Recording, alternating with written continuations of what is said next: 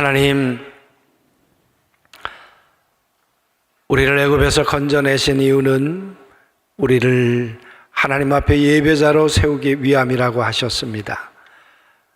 하나님께서 왜 우리에게 예배를 받길 원하시는지, 또 어떻게 예배해야 하는지 우리가 바로 배우고 바로 주님을 경배함으로 하나님의 기쁨이 되게 하시고 한없이 하나님의 영광을 받으시는 예배자로 세워지게 도와 주옵소서. 우리 장재일 목사님 그동안 훈련하고 학업하고 준비하게 하셨다가 이번에 학업을 마치고 또 귀한 강단에 설 수 있도록 하나님 그동안 선하게 인도해 주셔서 감사합니다. 오늘 전해주시는 말씀을 통해 우리가 새롭게 도전받고 주님 앞에 세움받도록 도와주옵소서. 예수님의 이름으로 기도하옵나이다. 아멘. 요한복음 4장 20절부터 24절.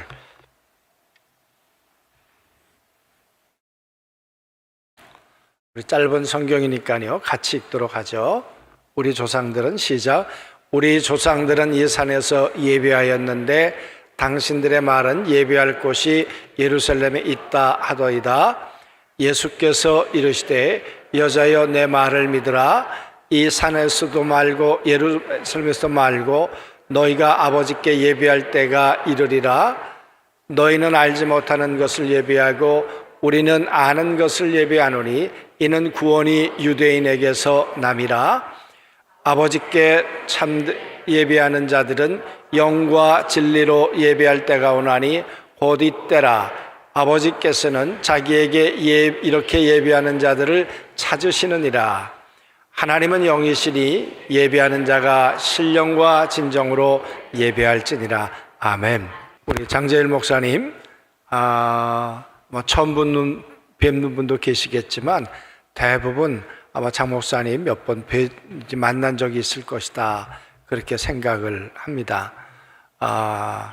그동안의 어려운 중에 또 공부를 하셔서 이번에 또 박사학위까지 마치셨는데 영어로도 아니고 한국말로도 아니고 이스라엘 히브리어로 공부를 해서 박사학위를 했단 말이에요.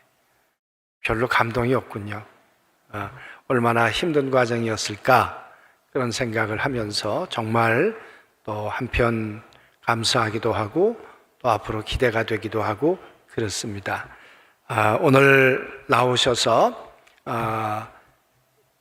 요한복음에 나타난 예배자, 저도 정말 갈망하고 이 말씀을 듣겠습니다. 제 마음에 정말 내가 드리는 예배가 하나님 받으실까? 우리가 드리는 예배 하나님 받으실까? 그런 두려움이 점점 생기는 때가 요즘이에요. 특별히 로마서 말씀을 보면서도. 그래서 오늘 오셔서 말씀 전해 주실 때 우리가 깨닫고 더 온전한 예배자들이 다 되었으면 좋겠습니다. 아멘. 우리 박수로 격려도 할 겸 수고하셨습니다. 박수로 한번 모시겠습니다.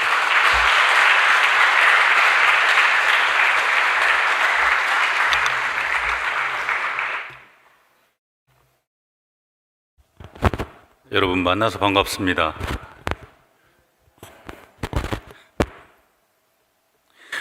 제가 이 안중교회 올 때마다 느끼는 거지만은 별로 그렇게 뭐라 그럴까, 이렇게 오가는 게 없어요, 그죠? 그러니까 만나서 반갑습니다, 뵙게 돼서 반갑습니다 그러면은 저희도 반갑습니다 그런데 멀뚱멀뚱 이렇게 쳐다봐요. 여러분 만나 뵙게 돼서 반갑습니다. 저 꼭 찔러야 이렇게 하죠. 사랑하는 우리 성도 여러분, 오늘 함께 이렇게 하나님의 말씀에 대해서 같이 말씀을 나누게 돼서 저도 정말 기쁘고, 그리고 또 이 시간을 통해서 우리가 함께 하나님의 의도와 그리고 하나님의 말씀의 의미를 함께 쉐어를 해서 우리가 정말 경외하는 그 하나님 앞에서 우리가 어떻게 살아야 되는지에 대해서 같이 이 얘기를 해봤으면 좋겠습니다.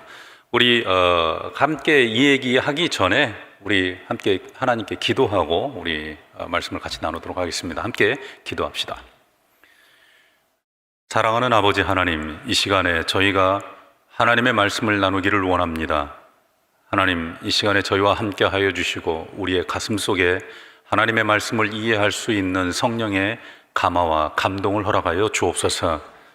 우리가 머리로 이해하는 것이 아니고 가슴으로 이해하게 하시고, 우리가 머리로 하나님을 아는 것이 아니라 가슴으로 하나님을 경외하는 자들이 되게 하여 주옵소서. 이 시간에 아버지 하나님, 처음부터 끝까지 하나님께서 주관하여 주시고 온전히 모든 영광은 하나님께서 홀로 다 받으시고, 저희 가운데는 하나님의 말씀으로 인한 기쁨과 즐거움과 행복함과 그리고 앞으로 삶에 대한 결단이 남아있게 하여 주옵소서. 모든 것을 아버지 하나님께서 주관하여 주시고 인도하여 주시기를 원하옵고 감사를 드리며 우리의 주인 되신 예수님의 귀하신 이름 받들어 기도드렸사옵나이다. 아멘. 사랑하는 성도 여러분, 우리가 오늘 읽은 요한복음 4장 말씀, 우리 다 잘들 아시는 말씀이죠? 그거 봐, 내가 얘기 한번 하면은 거기서 한번 와야죠, 그죠? 다 잘들 아시는 말씀이죠? 여러분, 수가성, 사마리아 혹시 뭐 이런 데를 보신 적 있으세요?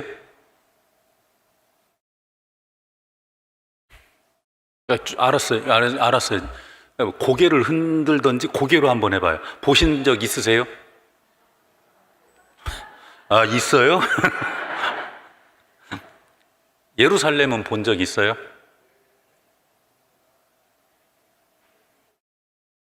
그래요. 뭐 제가 예루살렘 가봅시다, 뭐 여기 수가성도 가봅시다 하는 그런 얘기가 아니라, 사실은 뭔가 가서 봐야 알 수 있는 그런 것들이 있어요. 여러분, 우리가 생각할 때 사마리아 사람들은 유대인들이 뭐라고 생각한다고 그랬어요? 우리 일반적으로 하는 말이 있어요. 사마리아 사람들을 유대인들은 뭐라고 생각해요? 그렇죠. 개처럼 생각한다라고 그렇게 생각을 해요. 근데 여러분, 사마리아 사람은 유대인하고 다른 종족일까요?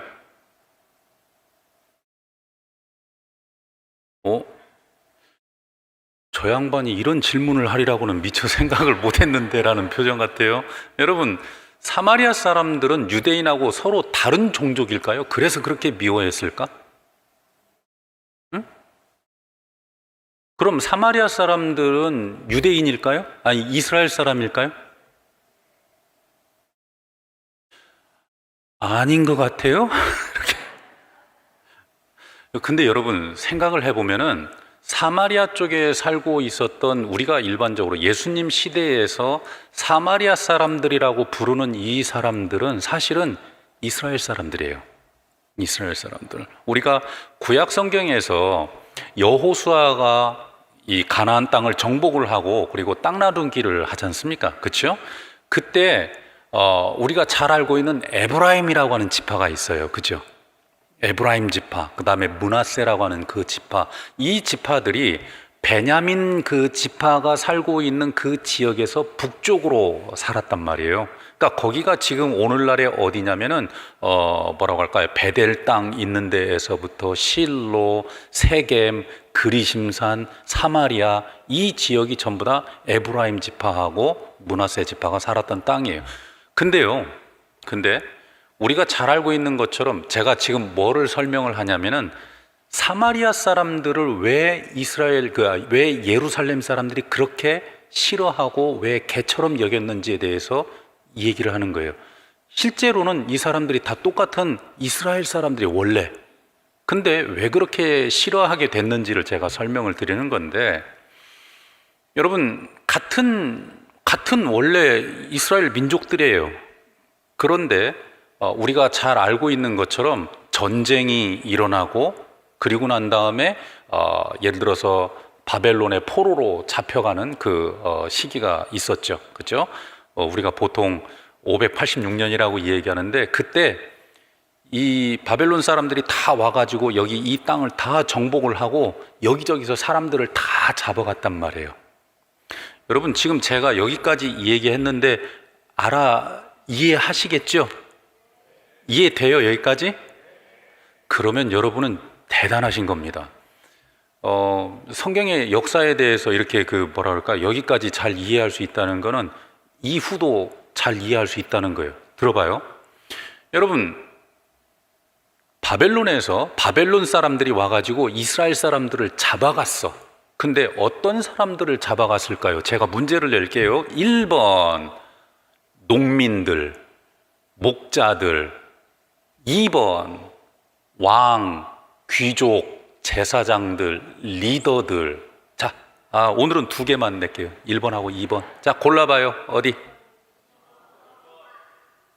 맞아요. 잡아갔다고 하는데 목자들, 그다음에 농사 짓는 사람들, 이런 사람들을 잡아간 게 아니에요.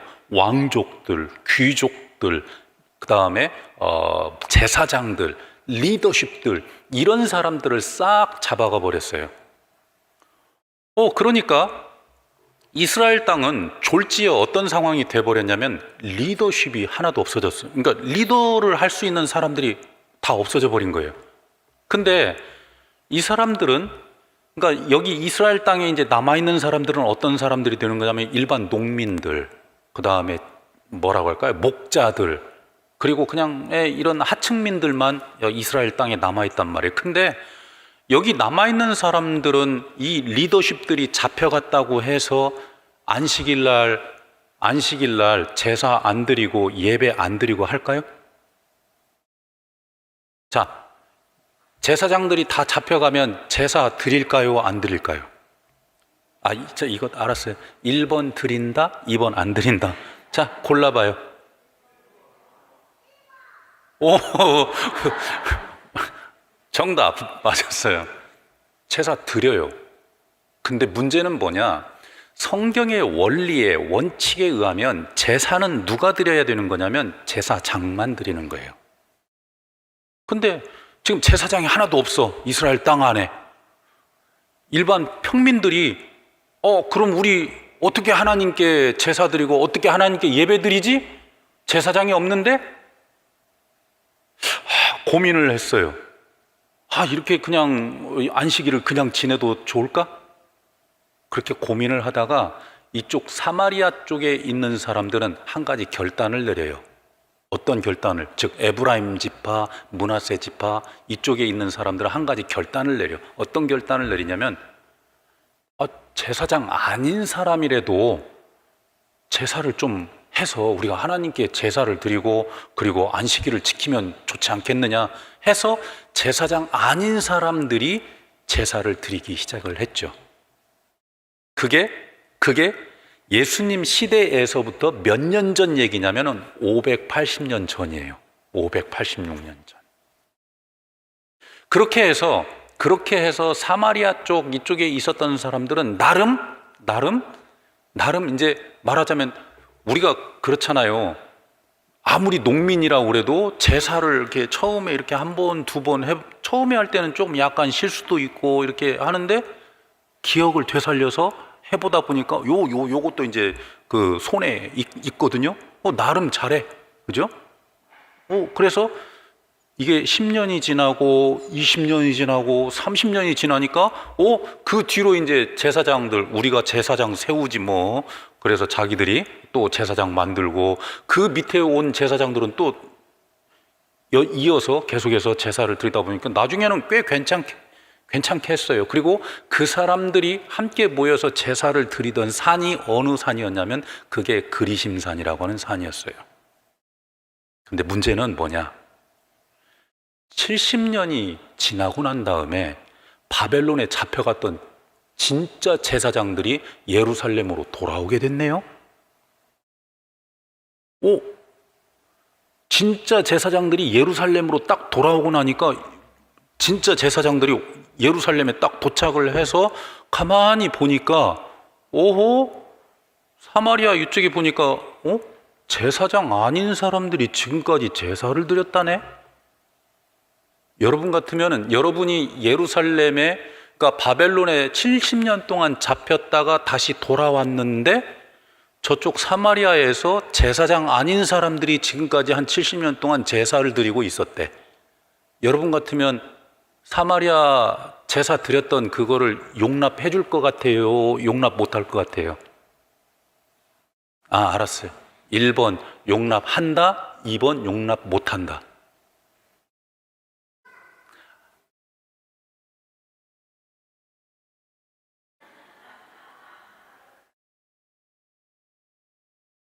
맞았어요. 2번 용납 못해요. 용납 못해. 70년 뒤에 돌아와 보니까 원래 성경의 원리상 제사는 예루살렘 성전에서만 드려야 되는 거고요. 제사는 제사장 가문에 의해서만 드려야 되는, 그게 성경의 기본 원리예요. 근데 사마리아 사람들은 그거를 무시를 하고 자기들이 그냥 일반 평민들이 제사장들이 없어졌으니까 자기들이라도 어떻게 안식일 지켜야 될 거 아니에요. 그래서 제사를 드리고 하다 보니까 이제 익숙해진 거야. 근데 문제는 나중에 바벨론에 잡혀갔었던 제사장들이 돌아왔을 때 사마리아 사람들을 인정을 안 하는 거죠. 사마리아 사람들 입장에서는 자기들을 인정 안 해주니까 섭섭하죠. 우리 70년 동안 우리 열심히 해서 하나님의 제사를 지키고 하나님께 예배드리고 그랬는데 왜 우리를 인정을 안 해주냐. 예루살렘 입장에서는 니네 원래 제사장이 아니잖아.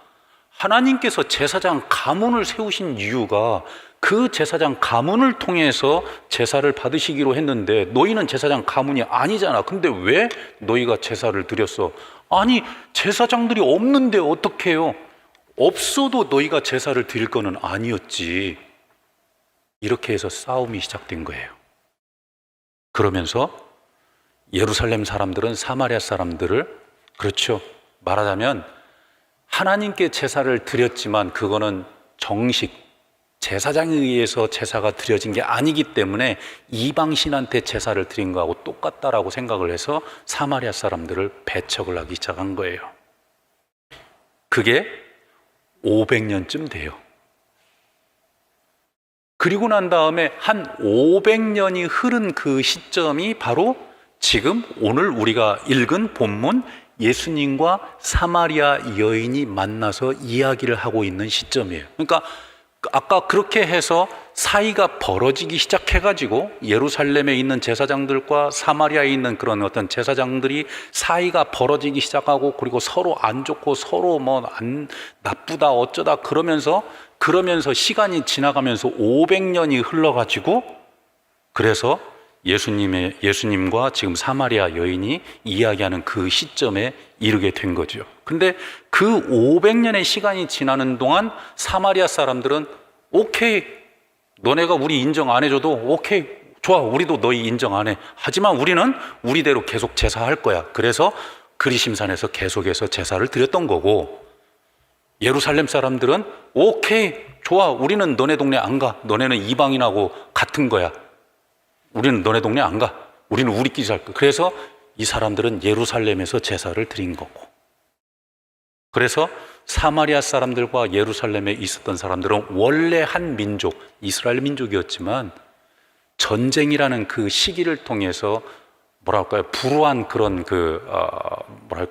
안 좋은 그 시기를 거치면서 제사 드리는 것 때문에 이렇게 사이가 갈라지기 시작했고, 서로를 그렇죠, 종교적인 관점에서 말하자면 이방인과 같다라고 이렇게 여기에 되기 시작한 겁니다. 그래서 오늘 본문에 보니까 사마리아 여인이 예수님께서 찾아오셔서 물 한 잔만 주십시오 라고 이렇게 이야기를 했을 때 뭐라고 사마리아 여인이 대답을 하냐면요, 당신은 유대인인데, 그러니까 말하자면 예루살렘 쪽에서 온 사람인데 어떻게 나한테 물을 달라고 합니까? 왜냐하면 예루살렘에서 온 사람하고 사마리아 사람들은 서로 상종하지 않았는데 지금 예수님께서 오셔가지고 지금 사마리아 여인에게 물을 달라라고 하는 겁니다. 그래서 이제 이 얘기를 하죠. 이 얘기를 하면서 여러 가지 이 얘기를 하는데, 오늘 이제 본문만 가지고 이 얘기를 하자면, 사마리아 여인, 이 수가성 여인이 예수님이 하는 얘기를 가만히 들어보니까 범상치가 않거든요. 범상치가 않아요. 그래서 물 달라는 그 얘기를 이렇게 하다가 예수님이 하시는 그 말씀을 보면서 내가 보니까 당신은 선지자 같습니다. 그리고 지금 오늘 우리가 읽은 바로 이 본문을 물어보는 거예요. 수가성 여인의 입장에서는 이렇게 얘기하는 거예요. 당신 내가 보니까 선지자 같습니다. 근데요, 내가 지금까지 궁금한 게 있어요. 정말로 궁금한 게 있어요. 당신들의 말에는 하나님을 예배하는 곳이 예루살렘에 있다고 하는데 우리 조상들은 여기 그리심산에 있는 우리 여기 산에서 우리 조상들은 지금까지, 왜냐하면 500년이 지났으니까 우리 조상들은 여기에 있다고 해서 여기서 지금까지 예배를 드렸는데 하나님은 한 분이시라고 하면은 예루살렘에서 드리는 예배를 받으실까요? 그리심산에서 드리는 예배를 받으실까요? 이게 바로 수가성 여인의 질문이었죠.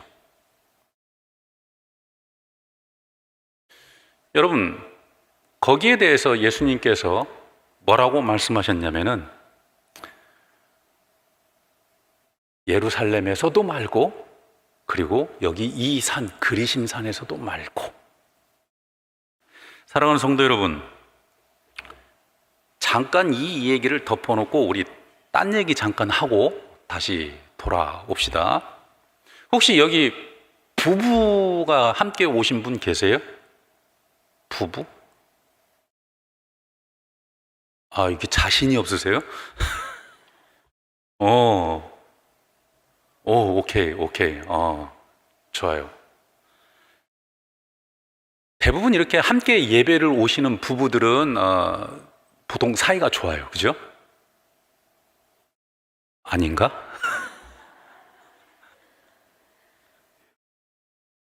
여러분, 부부 간의 사이가 좋다라는 말은 무슨 말이죠?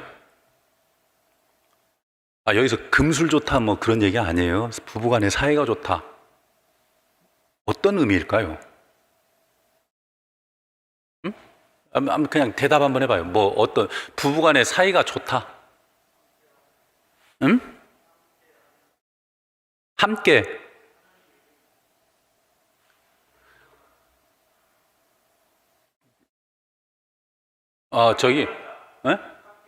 함께 한다. 오케이.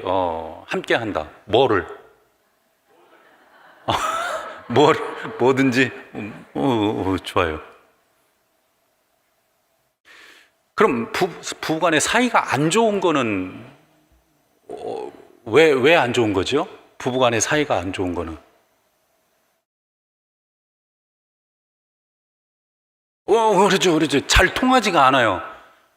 그거를 요즘 TV에서는 잘 안 맞는다고 그러더라고요. 로또 같다고 그러더라고요. 로또 같다. 진짜 안 맞으니까. 응? 근데 여러분, 왜 부부 간의 사이가 안 좋을까? 함께 안 한다. 왜 함께 안 할까? 여러분, 왜 함께 안 할까요? 왜 사이가 안 좋은 것 같아요?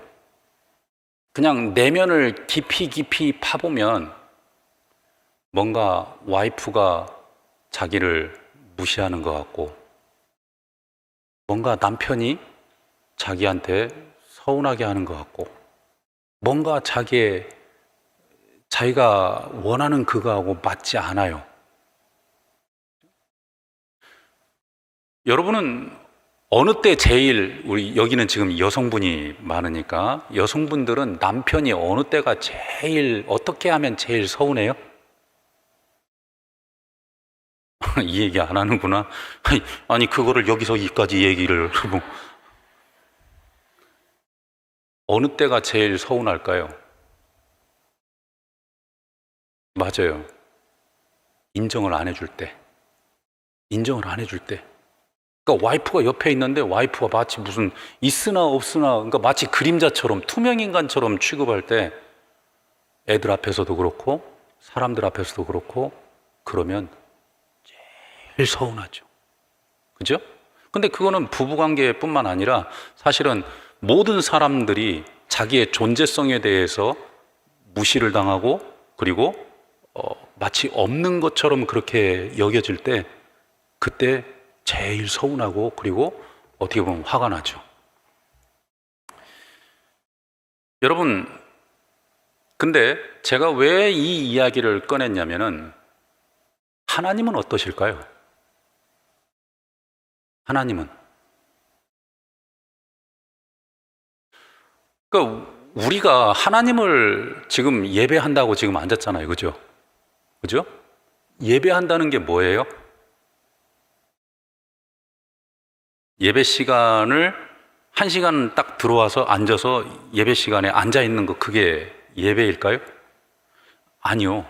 그냥 예배라는 거를 궁극적으로 정의를 하면은 예배 시간에 앉아 있는 그거를 예배라고 하지 않아요. 궁극적으로 뭐냐면은 하나님을, 그렇죠. 하나님을 경외하는 삶 자체를 예배라고 얘기를 하는 거예요.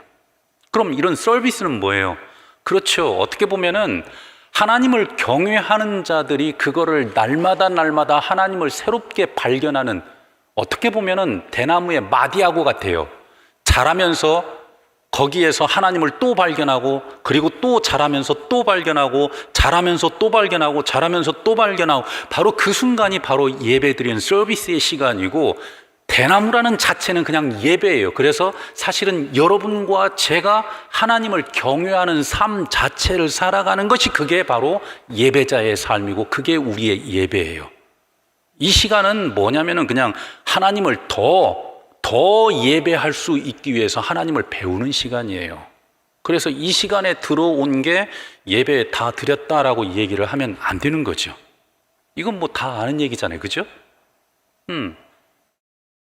근데요, 여러분, 만약에 우리가 하나님의 사람이라고 하나님하고 사이드 바이, 그러니까 옆에 이렇게 늘 하나님과 동행하면서 살아갑니다라고 이렇게 마치 부부처럼 그렇게 살아가는데 만약에 우리가 하나님을 무시해요. 마치 투명하게 취급을 하는 거죠. 있는 듯 없는 듯. 그러니까 하나님의 존재성에 대해서 의식을 안 해요. 그럼 하나님께서 아주 기쁘실까요? 아까 얘기했잖아요.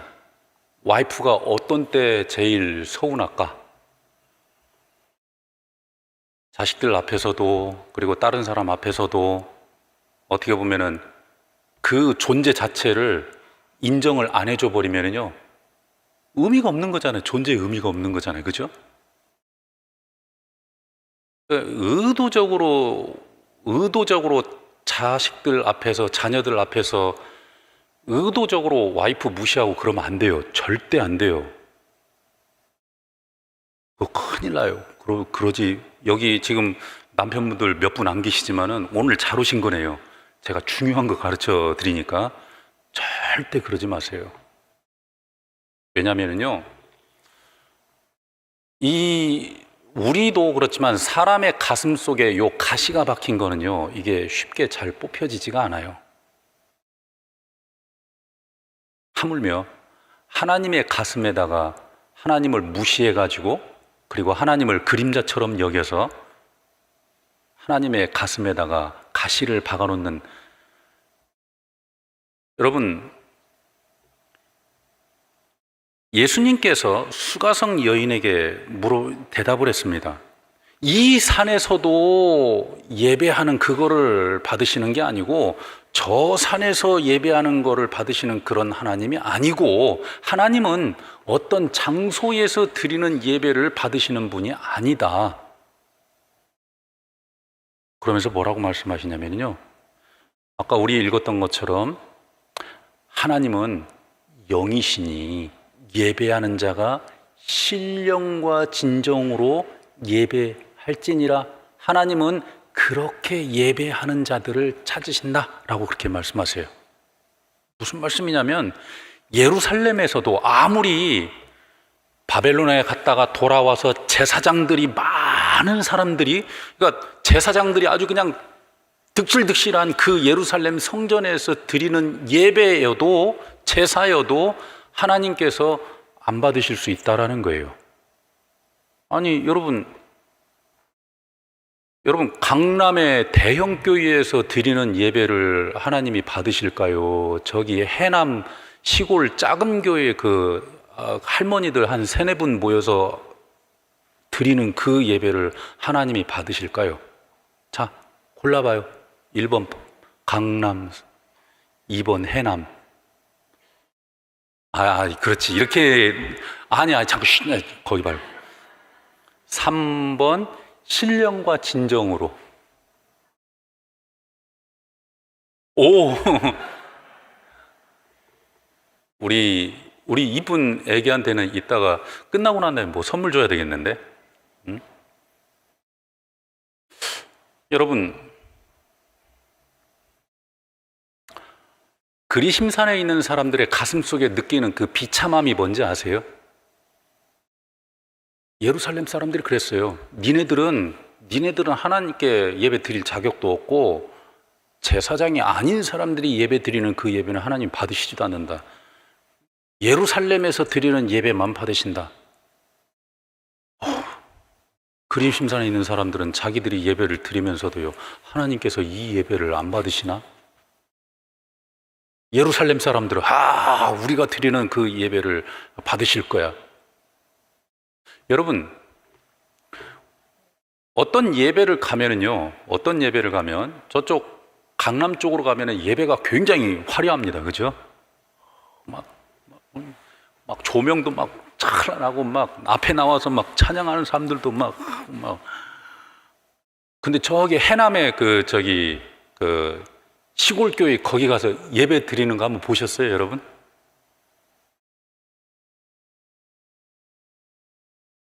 할머니 세 분이 앉으셔가지고 찬송가 음이 안 맞아요.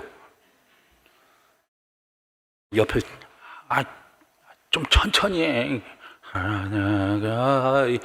여러분, 그럼 그 예배는 막 앞에서 막 대단하게 막 연주하면서 했었던 그 예배하고 거기서 드리는 그 예배하고 하나님께서 어떤 예배를 받으실까? 예를 들어서 대단하게 했던 그 사람들이 보면서 아이고 참, 그렇게 하면 안 돼요. 저희처럼 해야 돼요. 그럼 하나님은 이쪽 거 예배를 받으실까요? 그게 아니라 그 말이에요. 그게 아니라 그 말이에요. 우리가 뭔가 잘못 생각하고 있다 그 말이에요.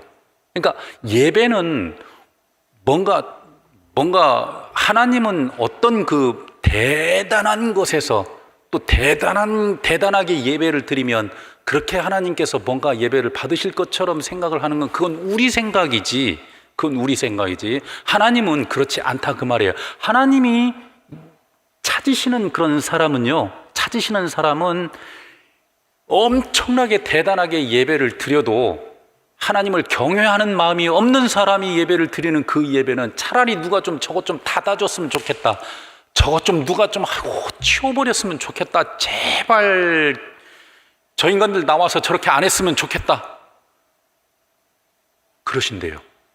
근데요, 박자도 안 맞죠. 음정도 틀리죠. 그래도 하나님을 경외하는 그 사람들이 드리는 예배는 하나님께서 그 사람을 찾으신대요. 눈을 거기로 향해서 그 사람들이 드리는 그 예배와 그리고 그 사람들의 그 마음과 그것을 받으신대요. 맞아요. 여러분, 그래야 하나님이 맞죠. 그렇죠? 대단한 곳에서 대단하게 엄청나게 많은 사람들이 모여서 드리는 그 예배를 받으시는 그 하나님이라고 하면은 오히려 그런 하나님은 바보예요. 왜? 우리가 쉽게 속일 수 있으니까. 하나님께서 그런 예배를 받으신다고 하면 일단 우리는 어떤 예배만 드리면 되냐면요, 사람들을 일단 많이 모으고 멋있게 예배 드리고 그리고 멋있게 하고 그냥 대단하게 예배 드리면 그러면 되는 거예요. 그러면 하나님께서 예배 받으신다고 하면 우리는 그렇게만 하면 되는 거예요. 근데 하나님의 그 마음을 보니까 뭐라고 되어 있냐면요, 하나님은 그런 분이 아니시래요. 하나님은 영이시니. 오호, 맞아요. 그래야 하나님이에요. 예배하는 자가 신령과 진정으로 예배할지니라. 하나님은 이렇게 예배하는 자들을 찾으시느니라. 예루살렘에서도 찾으시고 그리심산에서도 찾으시고, 제사장이 드렸다고 해서 다 받으시는 하나님이 아니시고, 제사장이 아닌 사람들이 예배를 드렸다고 해서 안 받으시는 그런 하나님이 아니라, 그 가슴 속에 하나님을 진정으로 사랑하고 하나님을 진정으로 경외하고 하나님을 진정으로 존중히 여기는 바로 그 사람이 하나님을 갈망하면서 드리는 바로 그 예배를 하나님은 받으신다, 그 말이에요. 여러분, 신령과 진정으로가 뭔지 이제 본격적으로 이 얘기를 한번 해봅시다. 여러분, 신령과 진정으로가 뭐예요? 자, 여러분, 신령과 진정으로 이거를 행동으로 한번 표현을 한번 해봐요. 어떻게 할까? 신령과 진정으로. 아니, 나 쳐다보지 말고 표현을 한번 해보라고요. 신령과 진정으로. 자, 표현해봐. 웃어? 맞아요. 표현을 할 수가 없네. 여러분, 신령과 진정으로라는 말은 어떻게 보면은 우리가 지금까지 이 얘기를 했지만은 그분의 존재를 갈망하는 것. 아까 부부 사이에 사이가 좋다라고 했잖아요. 그런데 사이가 좋은 부부들을 보면은요, 대부분 남편은 아내를 사랑하고 그리고 아내의 존재성을 인정하고 그리고 사랑한다는 의미 안에 그 말이 포함이 되어 있죠. 늘 와이프를 인정하고 그리고 늘 귀하게 이렇게 여기죠. 와이프도 남편을 존재성을 인정해주고 그리고 늘 자존감이 있도록 그렇게 늘 그렇게 돼야죠. 여러분, 말이라는 거는 부메랑이에요. 와이프가 남편에게 남편 무시하는 말 하잖아요. 그건 결국 자기에게 돌아오는 거예요. 남편들도 마찬가지예요. 와이프 무시하지요? 결국 밥상에 반찬이 안 올라오는 거예요. 부메랑이에요. 갔다가 다시 되돌아와요. 여러분, 경외한다는 말. 그래서 어떻게 보면은 남편도 와이프를 존중히 여겨야 될 필요가 있고, 그리고 아내도 남편을 존중히 여겨야 될 필요가 있어요. 여러분, 존중히 여긴다는 말이 뭐예요? 그렇죠. 아까 얘기했던 것처럼 그림자처럼 여기지 않는 거예요. 무시하지 않는 거예요. 여러분, 지금 신령과 진정으로 하나님을 경외하고 그리고 하나님을 존중히 여긴다라는 그런 얘기를 하는 건데, 한 가지 예를 보죠. 여러분, 사무엘상 2장 27절에서부터 한번 보면은요, 거기에 어떤 얘기가 나오는지 혹시 띄울 수 있으면은 한번 볼까요? 사무엘상 2장 27절에서 34절 말씀까지 있는데 특히 30절 말씀 한번 봐봐요. 30절 한번 볼까요? 30절 한번 읽어볼까요? 이거 아까 제가 얘기했던 것처럼 부부관계 머릿속에다가 집어넣고 생각하면서 읽어보면 그냥 딱 맞아요. 한번 읽어봐요. 시작. 그러므로 이스라엘의 하나님 나 여호와가 말하노라. 내가 전에 내 집과 내 조상의 집이 내 앞에 영원히 행하리라 하였으나 이제 나 여호와가 말하노니 결단코 그렇게 하지 아니하리라. 나를 존중히 여기는 자를 내가 존중히 여기고 나를 멸시하는 자를 내가 경멸하리라. 이게 누구한테 하는 얘기냐면은 하나님께서 엘리에게 하는 말씀이에요. 엘리. 실로에 있었던 엘리 대제사장. 근데 왜 엘리한테 이 말을 했냐면 바로 그 앞에 본문들을 읽어보면요, 어떤 얘기가 나오냐면은 엘리의 두 아들 홈리와 비느하스 얘기가 나와요. 근데 홈리와 비느하스를 하나님께서 뭐라고 정의를 내렸냐면요, 사무엘상 2장 12절 말씀인데 홈리와 비누아스를 정의 내린 말씀이 하나가 있어요. 한번 그것도 한번 보여주시면 좋겠어요. 자, 한번 읽어봐요. 시작. 엘리의 아들들은 행실이 나빠 여호와를 알지 못하더라. 여러분, 알지 못했대요.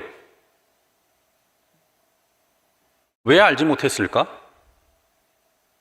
여러 가지 이유가 있을 수 있겠죠. 본인들이 하나님을 알기 싫어했을 수도 있고, 그리고 아버지가 안 가르쳤을 수도 있고. 근데 본문에 보니까 어느 쪽에 더 무게가 있냐면요, 아버지가 그거를 잘 안 가르쳤어요. 하나님을 경외하는 법을 안 가르쳤어요.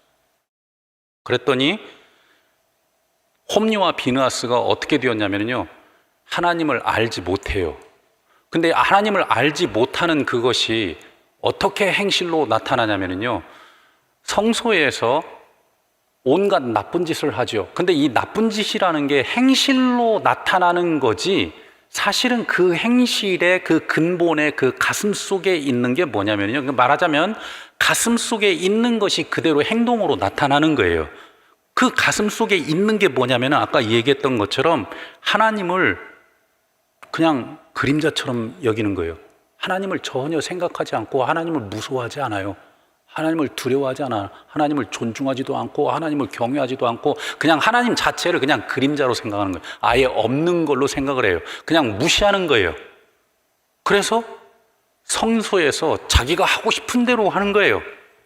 고기 그냥 갖다가 그냥 하나님께 제사 드리기 전에 그냥 갖다 먹고, 그리고 나쁜 짓 다 하고 하죠. 왜? 그 사람들 마음속에는 하나님이 없으니까. 하나님을 존중히 여기는 마음도 없고 경외하는 마음도 없으니까. 그게 행동으로 나타나는 거죠. 여러분,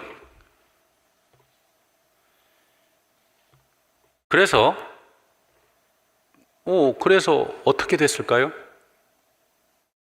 우리가 잘 알고 있는 것처럼 아까 우리가 읽었던 바로 27절에서부터 34절 말씀 가운데 어떤 얘기가 있냐면은 하나님께서 그래서 뭐라고 얘기하냐면 엘리의 집안을 뿌리채 뽑아버리겠다 말씀하세요.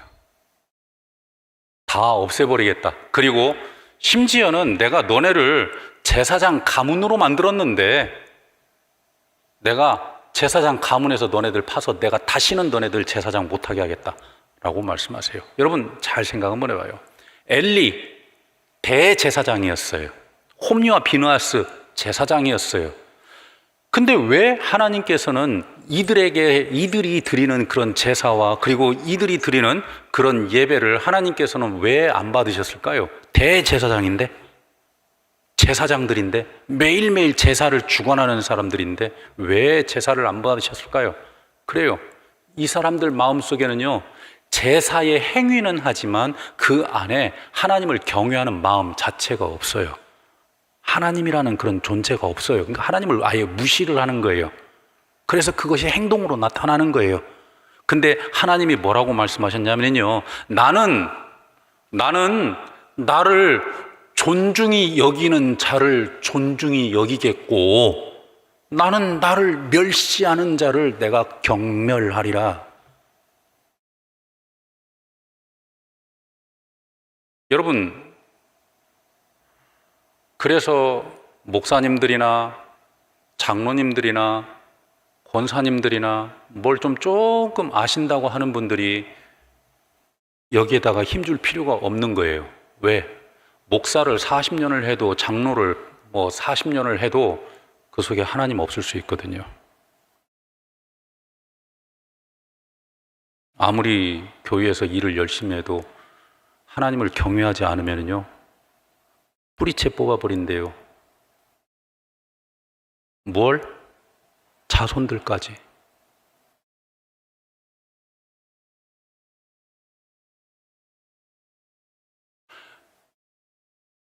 수가성 여인이 그랬어요.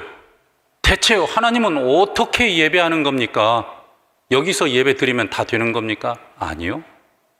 그럼 예루살렘에서 드리는 사람들이 그럼 예배 다 드린 거네요? 아니요.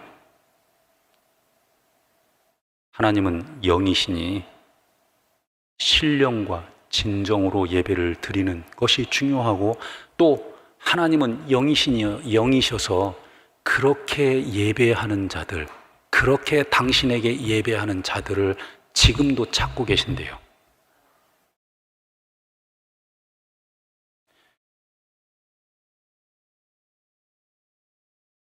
사랑하는 성도 여러분, 하나님을 경외하십니까? 자기 가슴에다가 손을 대고 곰곰이 고백하십시오.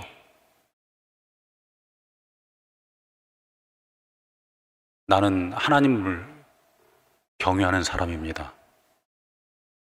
나는 하나님을 존중히 여기는 사람입니다. 나는 하나님을 사랑하는 사람입니다. 여러분, 그렇게 자신을 하나님 앞에 고백하십시오. 남편이 어떤 와이프를 사랑할까요? 제가 볼 때는 남편에게 여보, 내가 당신 사랑해.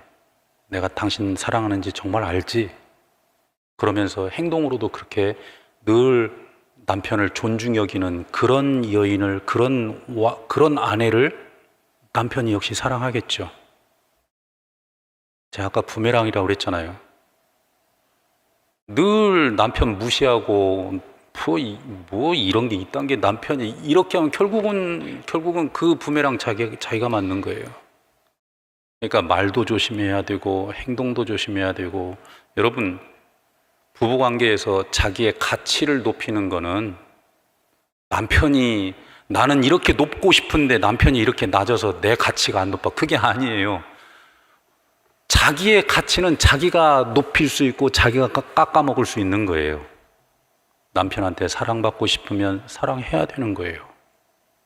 와이프한테 인정받고 싶으면 와이프를 먼저 인정해야 되는 거예요. 그거 없이 어떻게 사랑받고 인정받으려고. 여러분, 모든 관계에서 다 그래요. 하나님을 사랑하지 않으면서 하나님께서 나를 사랑해 주시기를 어떻게 바래요?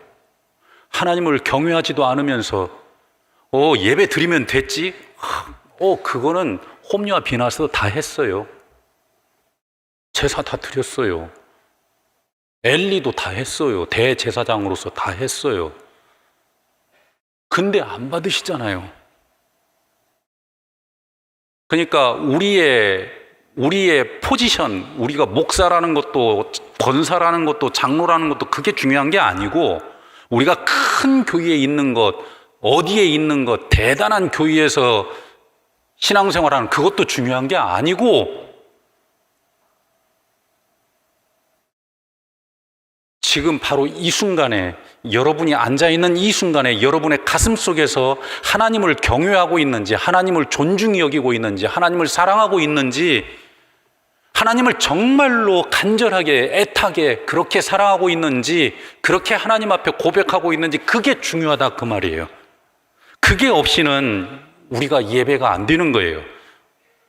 그게 없이는 우리가 권사로 100년을 살아도 안 되는 거예요. 얼마나 억울하겠어요.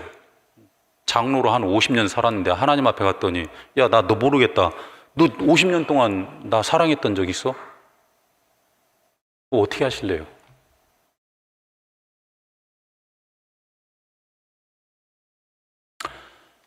사랑하는 성도 여러분, 다시 한번 그냥 큰 틀에서 이 얘기를 하죠. 정리를 합시다. 여러분의 삶에서 하나님을 경외하는 자들이 되십시오. 하나님을 존중히 여기고 하나님을 사랑하고 하나님을 여러분 가슴속에 늘 품고 그렇게 살아가시기 바랍니다. 나는 나를 존중히 여기는 자를 존중히 여기겠고, 나는 나를 멸시하는 자들을 경멸하리라. 사랑하는 성도 여러분, 여러분의 가슴 속에 있는 하나님을 향한 바로 그 경외와 존중과 그래요. 그런 것들을 가슴 속에 품고 있을 때 그것이 비로소 행동으로 나오는 거예요. 여러분, 하나님을 사랑하지도 않는데 그렇죠. 행동할 수 있겠죠. 그죠? 행동할 수 있겠죠. 그걸 하나님이 모르신다고 하면 아까 얘기했죠. 그걸 하나님이 모르신다고 하면 큰 교회에서 막 이렇게 하면 오, 야, 대단한데 그런 하나님이라면 그 하나님은 바보일 거예요. 근데 안타깝게도 하나님은 영이시니 다 아신대요. 그러니까 하나님 속일 생각은 하지 마세요. 두 번째, 시간이 아까워요. 하나님을 사랑하지도 않으면서 하나님을 경외하지 않으면서도 시간은 가잖아요. 그죠? 왜 그렇게 살아요? 하나님을 경외하면서 살아보세요. 하나님을 존중히 여기면서 살아보십시오. 권사로서, 장로로서, 그리고 하나님을 경외하는 거는, 그리고 하나님을 존중히 여기는 거는 행동으로 표현이 된다고 그랬죠? 여러분이 말을 어떻게 하는지 곰곰이 생각을 해봐요. 여러분이 하나님 앞에 나올 때 어떤 자세로 하나님 앞에 나오는지도 잘 생각 한번 해봐요. 그래서 유대인들은 하나님 앞에 나가야 되는 그 때에 딱 방법들이 있어요. 이렇게 적어도 이렇게 해야 하나님을 경외하는 표시다, 행동이다. 그렇게 하는 것들이 몇 가지가 있어. 그 중에 하나가 뭐냐면 성전에 올라가는, 즉 하나님을 뵈러 올라가는 모든 사람들은, 그냥 유대인들은 그냥 아예 그냥 법으로 돼 있어요. 이게 하나님을 경외하는 법이다. 뭐냐면은 모두 다 몸을 깨끗이 씻어야 된다. 법칙이에요. 그러니까 적어도 당신이 하나님을 경외하고 하나님 앞에 제사를 드리러 간다고 하면은 적어도 하나님을 경외하는 표시를 해라. 그 표시 뭐냐? 다 목욕하고 가라. 이거 법이에요. 또 신발이나 돈주머니, 지팡이 이런 거 못 가지고 간다. 성전에 올라갈 때. 왜? 신발을 신고 올라가는 거는 그 자체가 성전에 올라갈 때 부정해지는 거기 때문에 신발을 벗어야 됐었고, 그 다음에 돈주머니, 이 돈주머니 갖고 성전에 올라가서 하나님께 제사 드리는 거 금지가 돼 있었어요. 왠지 아세요? 돈주머니 갖고 있으면은 뭔가 다른 생각을 하기 때문에, 하나님께 집중을 안 하기 때문에. 지팡이 못 갖고 올라가게 돼 있어요. 왠지 아세요? 지팡이 갖고 있던, 지팡이라는 말은 무슨 말이냐면은 여행 갈 때 쓰는 거잖아요. 그러니까 여기 올라갔다가 딴 데 여행 갈 생각으로 이 지팡이 들고 올라가면은 하나님께 제사 드리는 것보다 어디에다가 신경 쓰는 거예요?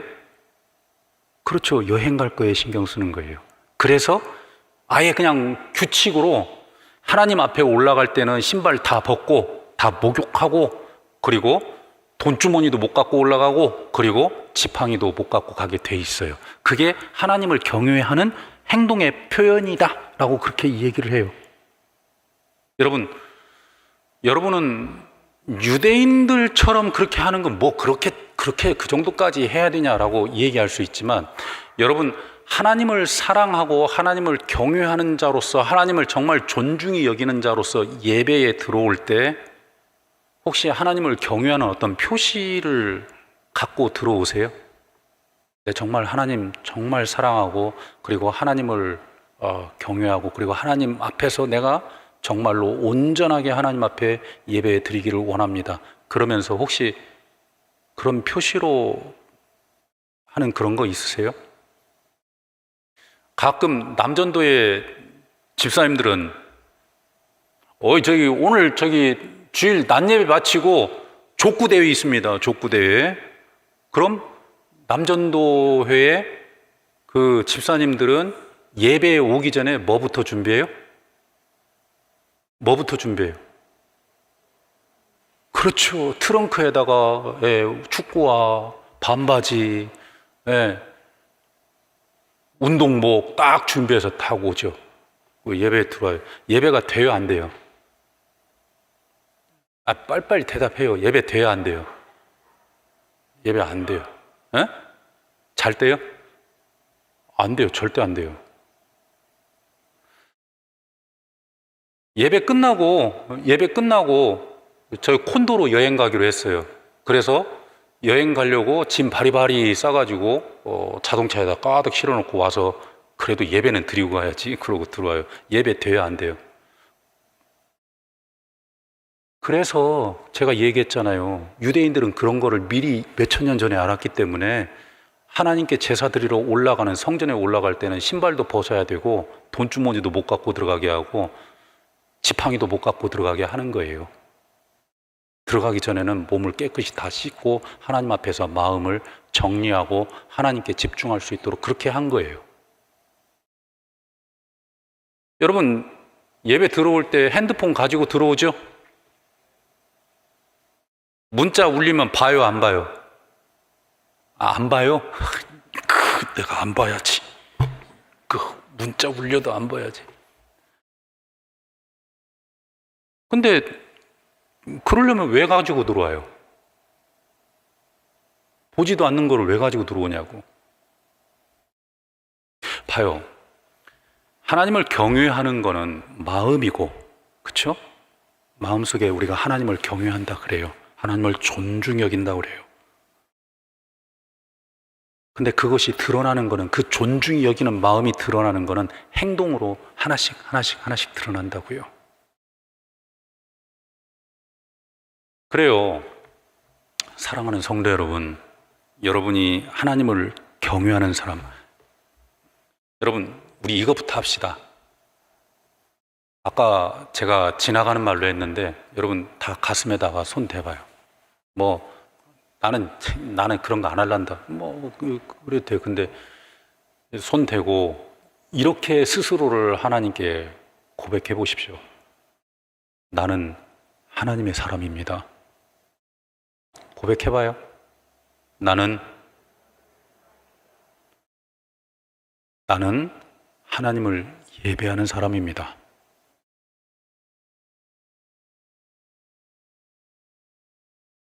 이거를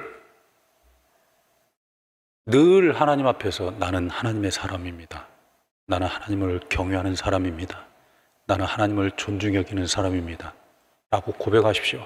그리고 여러분의 삶에서 하나님을 경외하는, 그리고 하나님을 존중히 여기는 바로 그 마음을 여러분의 삶에서 하나씩 실천하십시오. 그래서 말 함부로 하는 것도 고치고, 행동 함부로 하는 것도 고치고, 그리고 또 생각도 아무렇게나 나쁜 생각하는 것도 고치고, 그래서 하나님을 경외하는 사람으로서, 하나님을 존중히 여기는 사람으로서 삶의 자세들을 하나씩 바꿔가고, 그리고 예배에 나올 때는 정말 하나님을 간절히 사모하고 하나님을 찾는 그 마음으로 다른 모든 것들을 다 두고 오직 하나님께만 집중할 수 있도록 여러분의 행동들을 또 바꿔보십시오. 제가 제 얘기해서 좀 그렇기는 하지만은요, 주일날 예배 갈 때 당연히 깨끗하게 몸 씻는 건 그건 당연한 거예요. 그게 어디 막 땀나고 막 그래서 땀을 씻으려고 하는 게 아니고요. 말 그대로 옛날 유대인들이 했던 그 방법이 뭐냐면은 물 속에 들어갔다 나오면서 내가 하나님 은혜 안에 들어갔다 나옵니다 라고 하는 그 의미로 물 속에 들어가서 깨끗하게 이렇게, 그래서 정결 예식이라고 해요. 그거를. 그래서 저도 그거 그냥 본받았어요. 저도. 그래서 매주 하나님 앞에 예배 드리러 가기 전에 늘 깨끗하게 샤워하면서 하나님, 제가 오늘 가서 하나님께 집중할 수 있도록 해주십시오. 하나님의 말씀을 듣고 하나님의 사람으로서 배워야 할 것이 있다면 하나라도 배우게 하시고 그것이 내게 또 하나님의 사람으로서 살아갈 수 있는 그런 길이 되게 해주십시오. 그렇게 기도하면서 샤워 다 하죠. 핸드폰 안 가져가요. 왜? 아까 얘기했잖아요. 가져가도 예배 시간에 울리면 안 본다며. 안 볼 거 뭐하러 가져가? 예배 끝나고 나올 때는 봐야 되지. 그게 이미 생각을 하고 있는 거기 때문에 안 되는 거지. 그래서 아예 안 갖고 가요. 집에 놓고 가. 주일날 예배 이후의 약속을 아예 안 잡아요. 왜? 목사님, 예배 마치고 점심 식사하시죠? 그러면요, 예배 드리다가도 늘 그 식당 어떻게 가야 되지? 이렇게 생각하겠죠. 그래서 아예 주일날 오후 그 약속은 아예 안 잡아요. 왜? 하나님께 집중하기 위해서. 하나님께 예배하는 자로서 하나님께 집중하고 그리고 하나님의 말씀을 더 잘 듣기 위해서. 저는 거기까지 해요. 저를 따라하라는 얘기가 아니라 제가 하나님을 경외하는 방법이에요. 사랑하는 성도 여러분, 여러분이 하나님을 경외하는 방법은 뭐예요? 그렇죠. 또 하나 있네. 예배 드릴 때는 물론 목사라서 옷을 챙겨 입는 그런 게 아니에요. 제가 일반 평신도라고 해도 하나님께 예배할 때는 옷을 잘 챙겨 입고 갈 거예요. 예배 시간에 들어오면 되지. 운동하다가라도 막 운동복 막 펄렁펄렁한 거 입고. 저 같으면 그렇게 안 할 것 같아요.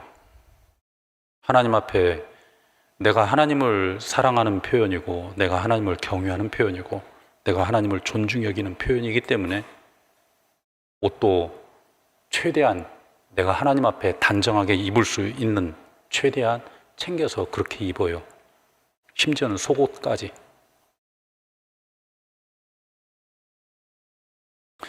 제가 말씀드렸지만 저를 따라하라는 게 아니에요. 하나님을 경외한다라는 게 뭔가, 그리고 하나님을 예배한다라는 게 뭔가. 하나님을 예배한다라는 거는 우리의 삶, 그냥 라이프 자체를 통해서 하나님을 경외하는 거예요. 그렇기 때문에 그것이 우리의 삶에서 드러날 수 있도록 하기 위해서는 날마다 여러분 자기 자신을 하나님 앞에서 고백하는 거예요. 하나님, 나는 하나님의 사람입니다. 내가 하나님 사랑합니다. 하나님을 경외합니다. 하나님을 존중히 여깁니다. 거기다 저는 한 가지 더 고백을 하죠. 하나님, 저는 하나님의 종입니다. 저는 하나님의 사역자입니다. 제가 다른데 눈 안 돌리겠습니다. 하나님의 나라와 하나님의 뜻을 드러내는데 저는 제 인생 동안 하나님의 뜻을 드러내는 일을 하겠습니다. 제 이익을 위해서 일하지 않습니다. 하나님께서 저 먹을 거는 채워주시는 줄 제가 믿습니다. 그렇게 또 고백해요. 사랑하는 성도 여러분, 수가성 여인이 궁금했던 게 있어요. 바로 그게 뭐냐면, 예배가 뭐예요? 어디에서 드리는 예배가 진짜 예배예요? 그 질문에 대한 예수님의 답이 그거였죠. 하나님은 영이시니 이 산에서도 말고 예루살렘에서도 말고 하나님은 영이시니 예배하는 자가 신령과 진정으로 예배할지니라. 하나님은 이렇게 자기에게 예배하는 자들을 찾으시느니라. 2000년 전에 말씀하셨던 바로 그 예수님의 그 말씀, 그래서 그 하나님이 오늘날 이 시대에도 여전히 우리 가운데서 정말로 하나님을 진정으로 사랑하고 그리고 진정으로 신령과 진정으로 하나님께 예배하는 그런 사람들을 지금 오늘날 이 순간에도 찾으시는 것을 꼭 기억하시기 바랍니다. 그래서 여러분 자신들을 하나님이 기뻐하시는, 그리고 하나님을 진정으로 경외하고 하나님을 진정으로 존중히 여기는 그런 사람들로 만들어 가시기 바랍니다. 하나님께 늘 고백하십시오. 하나님, 저는 하나님을 존중히 여기는 사람입니다. 하나님께서 나는 나를 존중히 여기는 자를 존중히 여기겠고 라고 말씀하셨사오니 하나님, 저를 존중히 여겨주십시오. 저의 자녀들을 존중히 여겨주십시오. 우리 가문을 존중히 여겨주십시오. 엘리와 홈리와 비느하스의 가문처럼 되지 않게 해주십시오. 하나님을 멸시하던 그 사람들이 받았던 그 하나님의 경멸을 받았던 엘리와 홈리와 비느하스의 가문처럼 되지 않게 해주십시오.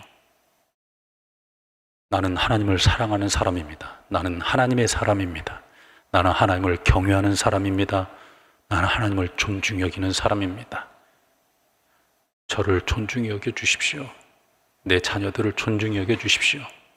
우리 가문을 존중히 여겨주십시오.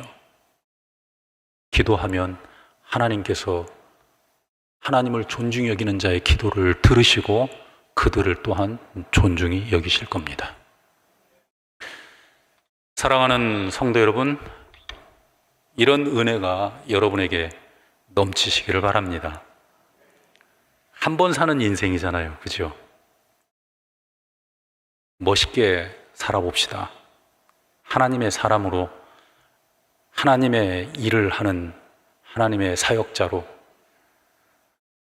정말 멋있는 그 하나님의 사람으로 한번 살아봅시다. 이것도 저것도 아닌 것처럼 그냥 이것도 저것도 아니고 시간이 아까워요. 시간 금방 가요. 정말 하나님 앞에 내 모든 열정, 그리고 내 모든 존중, 하나님을 사랑하는 사랑 다 모아서 하나님을 사랑하면서 그렇게 하나님께 예배드리면서 그렇게 하나님을 존중하는 그런 삶을 표현하면서 그렇게 한번 살아봅시다. 여러분에게 큰 복이 있으실 겁니다. 자, 오늘은 이렇게 하고 다음 주에는 또 더 재밌는 그 얘기로 우리가 또 말씀을 나누도록 하겠습니다. 우리 함께 기도하겠습니다. 사랑하는 아버지 하나님, 우리가 어떻게 말로 이 모든 것들을 다 표현하겠습니까? 하나님, 우리가 하나님을 경외하는 자들이 되게 하여 주시고 하나님을 존중히 여기는 자들이 되게 하여 주시고 수가성 여인이 가졌던 그 인생의 그 질문에 대해서 예수님께서 대답하셨던 것처럼 우리가 그 대답을 알고 그리고 그 해답을 알고 있사오니 이제 우리의 삶을 하나님을 경외하고 하나님을 존중히 여기는 데에 하나님 우리가 삶을 드리게 하여 주옵소서. 나는 하나님의 사람이고 하나님을 경외하는 사람이고 하나님을 존중히 여기는 사람입니다. 하나님께서는 나는 나를 존중히 여기는 자를 존중히 여기겠다고 말씀하셨사오니 하나님, 하나님의 존중히 여기는 귀한 하나님의 백성들에게 복을 주시고 저들의 자녀들에게 복 주시고 저들의 가문을 복 주시고 하나님을 멸시하고 또 하나님을 무시하고 하나님을 가슴에 두고 있지 않은 저들의 삶을 보면서 우리가 교훈받게 하시고 우리는 그 길을 따라가지 않도록 우리 자신들을 늘 하나님 조심하며 하나님의 길에 서서 하나님을 사랑할 수 있는 저희가 되게 하여 주옵소서. 사랑하는 우리 안중교회 모든 성도들 하나님, 저들의 가슴 속을 하나님 하나하나 저들의 가슴 속을 살피시고 또 저들이 하나님을 경외하는 그 경외함과 하나님을 존중히 여기는 그 존중히 여김을 받으시고 또한 저들을 통하여 영광을 받으시고 저들에게 또한 하나님 복을 허락하여 주옵소서. 오늘 말씀을 통하여 우리가 하나님 앞에서 다시 한번 결단하게 하시고 우리가 하나님을 어떻게 사랑해야 될지 또 하나님을 어떻게 경외해야 될지 우리가 어떻게 또 행동해야 될지 다짐하는 주의 귀한 성도들 되게 하여 주옵소서. 오늘도 함께해 주신 것 감사드리며 우리가 늘 하나님을 사랑할 수 있는 귀한 하나님의 성도들 되게 하여 주옵소서. 감사를 드리며 우리의 주인 되신 예수님의 귀하신 이름으로 기도드려서옵나이다. 아멘.